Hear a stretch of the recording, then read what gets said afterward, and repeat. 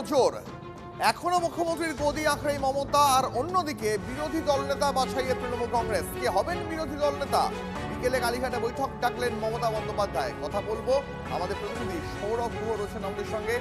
সৌরভ, যে খবর আমরা পাচ্ছি যে এবার তৃণমূল কংগ্রেসের বিরোধী হওয়ার তোড়জোড় শুরু, কিন্তু একদিকে মমতা বন্দ্যোপাধ্যায় তিনি গদি ছাড়ছেন না, অন্যদিকে বিরোধী দলনেতা খুঁজছে তৃণমূল কংগ্রেস।